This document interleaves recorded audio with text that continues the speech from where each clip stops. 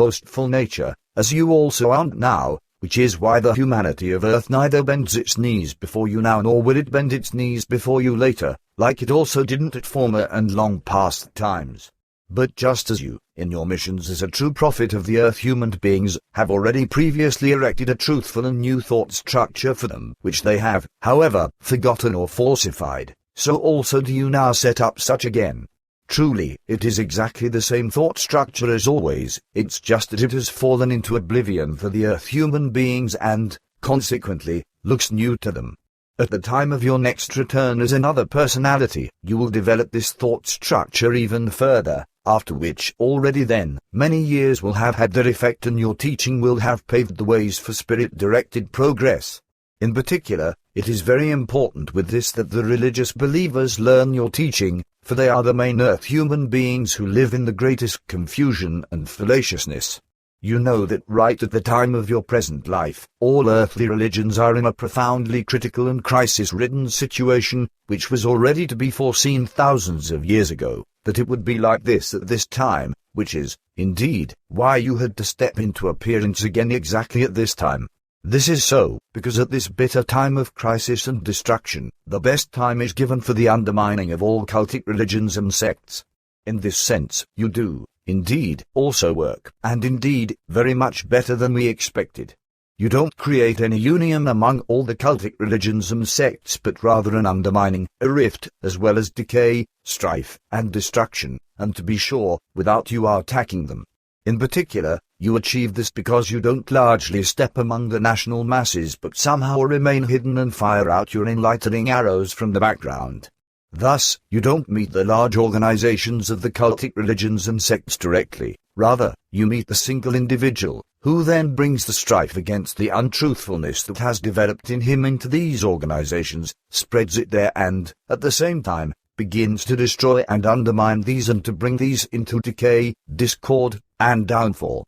And exactly up to the year 2075, it will have prospered so far in this respect, in accordance with our calculations of the 100-year-long effective time, that your teaching can fully come into effect.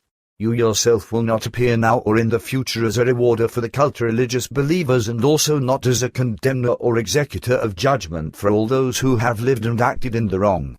Again, as always, you are and will be an announcer of truth, a revolutionary against the cruel untruth, a very strong man, like now, who, also at the further coming time, will allow a renewed religious drama to be stirred up and to break loose through truth enlightenment, and you will also allow certain old, traditional rules to play along in this. These, my dear friend, are the facts to be mentioned, but which, for certain reasons, you must still conceal from the public until the month of March, 1980. Billy says thanks. That was very detailed. Actually, I'm glad about all these coming events, for somehow, I just feel magnificently pepped up when I can firmly fight against the untruth.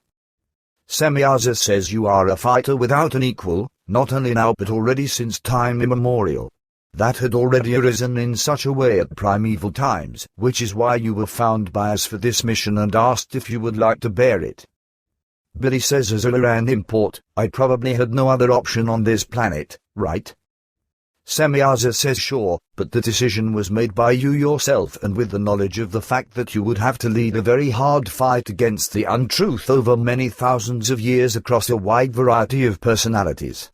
What made this even more aggravating was that you knew that this would have to affect you very badly because due to your difficult mission over the entire time, a very great loneliness would befall you, which won't be removed again until the year 3999, when you leave the earth again at that time. Billy says as an old Liran, I very often feel, on the earth anyway, out of place and damn foreign. I really must tell you that once, although I don't want to complain. But anyhow, I have, indeed, become an earth human being. For my barbarian life here among all the barbarians, I also find this not so very bad. It could, however, really be different in many ways and somewhat better. But on the whole, I am quite content as an auxiliary earth human being. Certainly, the loneliness nearly overwhelms me sometimes, especially when I would like to talk about certain things and then just no one is there who can understand my thoughts, but I get over it again in each case. Semyaza says that is well known to me. It would even be a necessity that you would be given more love. Billy says, oh, only unpleasant things could arise from that. Because of that, I'd rather close myself off. Oh yes, it would be very nice if everything in this relation could be different or simply somewhat better, but you yourself know that this cannot be done, unfortunately. The difference in evolution is just too great. Moreover, all those who sincerely hold me in love strive very much for me, and this often helps me through unpleasant and difficult hours. The laws of the earth human beings are very complicated and illogical, which is primarily what makes many things aggravating or just simply impossible. Semyaza says, I, too, apparently haven't devoted enough attention to you during all this time. I recognize that clearly and plainly from your words. Even though you already changed over from the Lyra region to the earth at a very early time, I have always disregarded this and have always seen you as an earth human being. Billy says that's what I am now, too, and I have also behaved myself towards you like that. Only sometimes, also this self-deception doesn't help me. Semyaza says sure, I can understand that very well. But from now on, I will try to see you again as that which you truly are. I am sorry, but due to your rigorous effort to present yourself as a genuine earth human being, you have also directed my thoughts in this direction. Thus, I saw you as an earth human being. Billy says somehow I am, indeed, also such an earth twit. For the devil knows how long I've already clambered around on this world after I came to this planet. Since then, I have lived so many lives here as the most varied personalities that I am no longer able to count them. I have an earthly physical body with a spirit from the depths of the universe, as I already said once 8,500 years ago as another personality. This earthly body, however, binds me to this planet and is connected with it from its dust, so to speak, which is why I also have a feeling in me that I somehow belong here. At the same time, I just ask myself how will I, with such a body, one day go back to my actual home?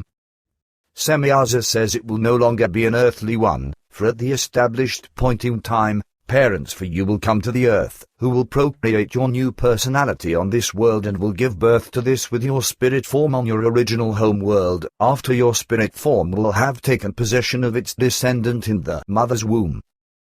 Billy says then I am, indeed, calmed. Does this also happen, then, with all the others, who are still roaming around here on the earth? Semyaza says certainly, it will be likewise with them. Billy says that's really comforting to know. But tell me, are there also those in our group, who do not come from this planet originally? Semyaza says sure, many, but I wouldn't like to mention the names to you now openly. If you want to ask me about that again in June or July of 1980? Billy says gladly. Semyaza says up to then, many new things will, indeed, happen, which will also bring you joy and relief. Billy says I know. I just ask myself, whether it might not still go awry, that I should take over a task in a father's stead. Semyaza says now, you said too much. You shouldn't talk about that openly yet. Billy says I won't give this contact report page out until the middle of March, 1980. Semyaza says of course, I didn't think of that at the moment. Then we can continue to speak of it calmly, if you hold back this information. Billy says good, I still have the question concerning this, what if everything goes awry and the calculations don't fulfill themselves? Semyaza says the probability speaks for the fulfillment of the determination. Billy says well, but what if it is suddenly claimed that I am, despite everything, the biological father of the child? Semyaza says you know who the biological father will be, but it's not you in any case, even though many would gladly like to see that. Just with regard to your wife, it wouldn't be allowed to be so that you could be the biological father. She is, in her development, still not so far along that such a step might be done. She would neither understand nor accept this, not in her present life, unless she could make a large leap in evolution, which isn't to be expected with her, however, because she is often inclined to failure and unpredictable jealousy. Billy says that won't be of much use, for I know her damn well. Once it has come so far, she, too, will have her thoughts to express, like also many others. Like others, she will be of the view that I'm lying to her and that I am truly the procreator and, therefore, also the true father. Semyaza says that would be absurd, for you are capable of no such untruth, and moreover, you know that the descendant will be procreated by another man, if the other fertilization and procreation possibility cannot be taken into consideration. But we will talk about these things again at a later time. Billy says, but that is still of no use to me. I can already imagine the drama now, which will let loose around me. Just on the part of my cannibal alone. Semyaza says it is to be hoped that in this regard, she will have become of another sense by then and will grasp your words and explanations as truth. Billy says there, you know her poorly, however. She will think that I am lying and, thus, that I am the biological father. Semyaza says that may not be true, for you will actually not be the biological father but will only take over the father's role after the birth of the descendant. Billy says you just don't understand this. Many women of Earth are just not so far along as you all, who give your husbands faith when they tell you all something. Semyaza says we don't know such untruths anymore. Billy says of course not, otherwise, you could also understand my damn problem. When an Earth woman has something placed in her head, she doesn't let go of it so quickly. And that my Agapula will hammer the crazy idea into her head, that I would have fathered the child myself, I know this in advance. At the same time, I know it too well. Semyaza says but that is, indeed, absolutely illogical. If you explain the truth to her, then she has to accept this, nevertheless. Billy says one should be able to have such dreams, as you preserve and maintain them. Semyaza says it is, after all, only the truth and reality. Billy says for you, yes, but not for Earth twits. But you don't understand that, unfortunately. Let's just leave it at that. Semyaza says it is, perhaps, also better, for up to then, some time will still pass, and during this, certainly very much will still change. Billy says I also don't deny that, but in this respect, you may not give yourself any hopes. Moreover, I don't think, despite my hopes, that my wife will change, because more and more, I suspect that she is only acting and is leading all of you, me and all the others around by the nose, which the future will surely prove, as well as her betrayal together with the brothers K and H and various other members, who, according to your statements, will soon have to be excluded from the group or who will jump out themselves in a slanderous manner.